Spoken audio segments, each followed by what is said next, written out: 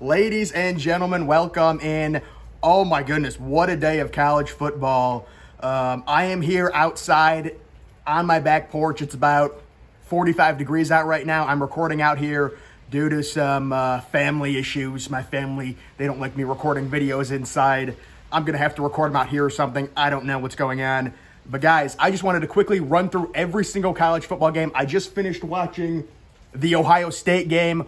Oh my goodness, what a game that was. We're going to talk about it. But this is the entire, all top 25 games in under 10 minutes. I'm going to try and keep this short and sweet, give my quick opinion. Tuesday, the huge selection show coming up, guys. Let's kick it off. Quick shout out, Coastal Carolina, 24th ranked team, Thursday night game. They get the win against Troy. Right, they were about 18-point favorites. They end up getting the win. It's a good win. I like Coastal Carolina. I know a lot of people hate them. Whatever. Let's get to the Saturday games. I'm looking Cincinnati. This is a major storyline. Cincinnati struggling with Tulane. They were losing to Tulane early in the third quarter, I believe. They come back. They win by 19 points, 31-12. But Tulane's a 1-6 football team. Their starting quarterback was out. What will the selection committee do with Cincinnati? Right now, they're 2 in the AP. But the selection committee, this is huge for Cincinnati. They needed SMU to win. I don't even know if SMU won yet. I've been watching this Ohio State-Penn State game, but Cincinnati, Tuesday is huge for them. Another disappointing game after last week, disappointing a little bit against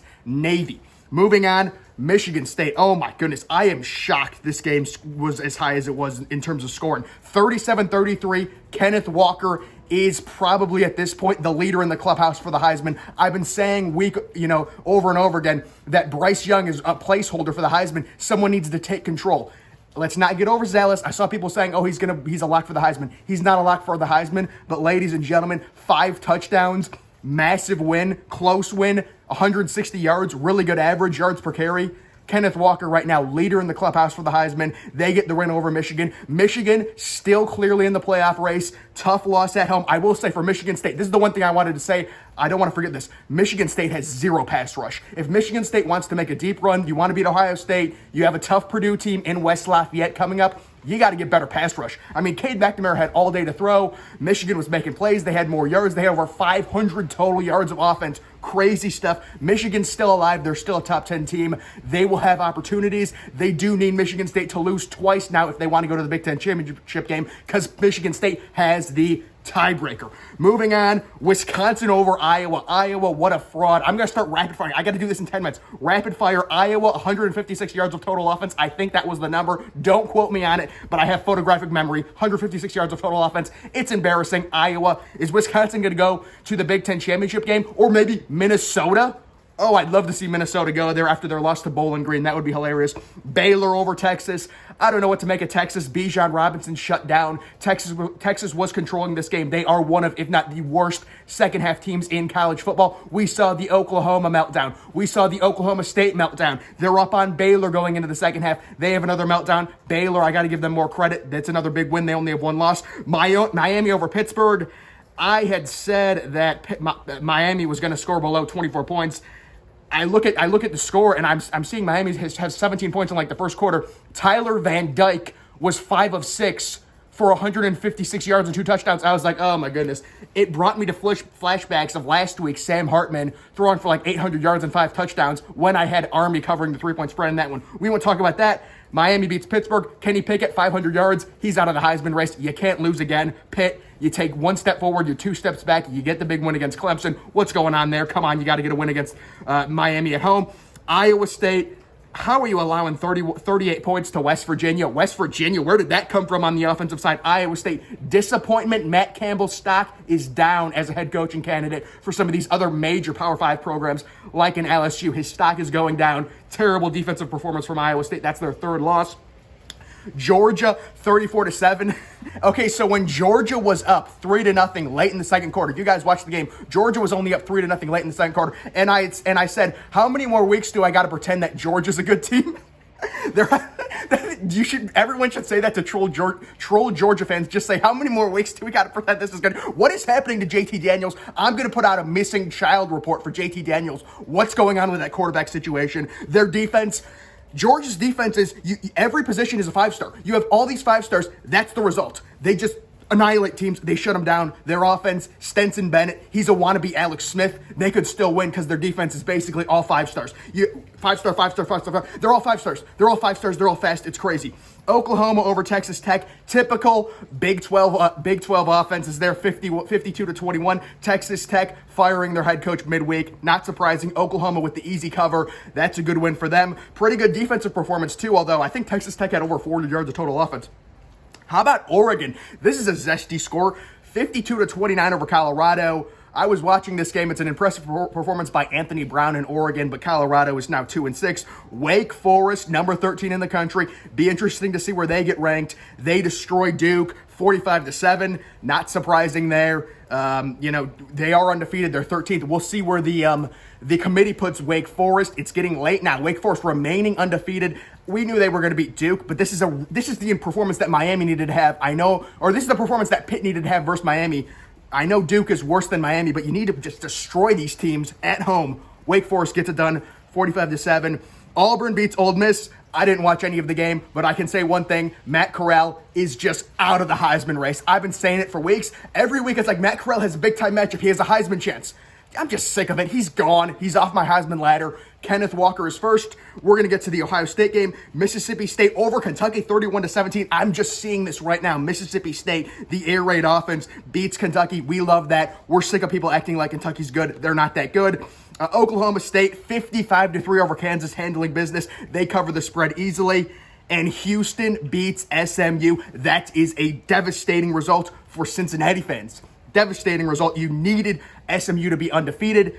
Houston, 44, SMU 37. The over easily hits in that one. And then we have Notre Dame. I got to give Notre Dame credit. They just keep winning the game. This is a high-scoring game. Notre Dame 44, North Carolina 34.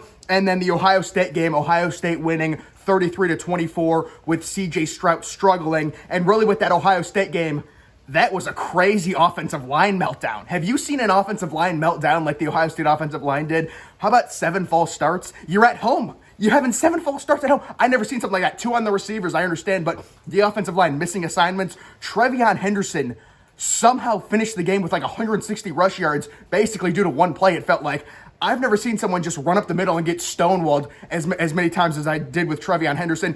6 red zone trips, 1 touchdown for Ohio State. I think that's what it finished because they kicked the field goal at the end to go up 2 scores. 6 red zone trips, 1 touchdown. You would think that's an anomaly, but that's 2 decently poor performances by Ohio State against the 2 toughest teams they faced. I'm concerned about this Ohio State team. I am.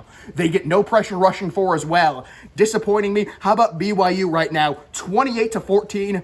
28-20. Oh my God, Brendan Armstrong just scored, just updated. Second quarter, 10 minutes left. That's crazy. Fresno State, 17-0 over San Diego State. Second quarter, the Aztecs on the brink of getting knocked off. This is a good Fresno State football team. They are. They're a really good Fresno State's a good football team. I'm going to take a look at the quick stats of this Virginia BYU game. Take a look at what Brendan Armstrong's doing. He's 10th right now on my Heisman ladder.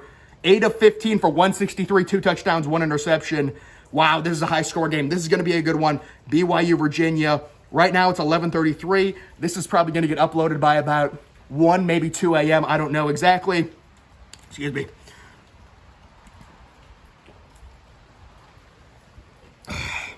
But yeah, guys, what a crazy week this was. Overall, just quick takeaways. Where will Cincinnati be ranked, by the committee? Where will Wake Forest be ranked? Ohio State defeating Penn State. Ohio State versus Oregon. What's the debate there? Is the committee going to value that head-to-head?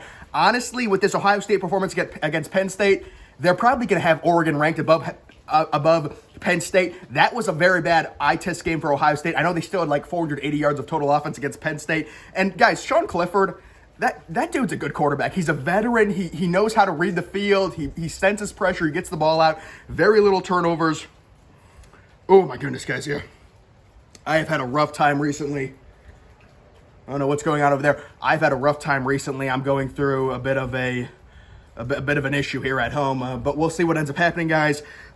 This was week number 9, so we're going on to week 10. We're having, Halloween tomorrow. It's crazy.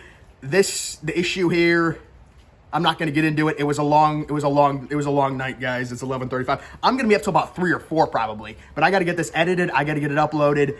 Big takeaway is San Diego State's about to lose. Wow, no, that's not the big takeaway. How about we give Michigan State some credit? I will say I'm concerned about Michigan State's pass rush. I said that before. There's just no pass rush. I was watching in the first half. Cade McNamara had 15 seconds to throw the ball. I get annoyed when there's no pass rush, like when I'm watching Ohio State and we rush 4 and there's no pass rush. Just pressure them. Pressure them. This is college. You got to pressure them. Iowa. What is Iowa going to be ranked next week? Unranked? Dude, I can't believe Iowa. How do you have 150 yards of offense? That game, the under hit. What was the over-under? 36.5, the under hits. I said this was going to be 10 minutes long. I've went through all the games, and I'm still rambling. Why do I do this? Ladies and gentlemen, that's going to do it for this video. Guys, make sure you're following me on Twitter. There was an issue with my Twitter account. I got like locked out of it. I forgot my head. I'm trying to get it back, guys. I'm going to unleash on Twitter. Make sure you're following me on Twitter. Links in the description. I'm, of course, the Depressed Ginger. Thank you for watching.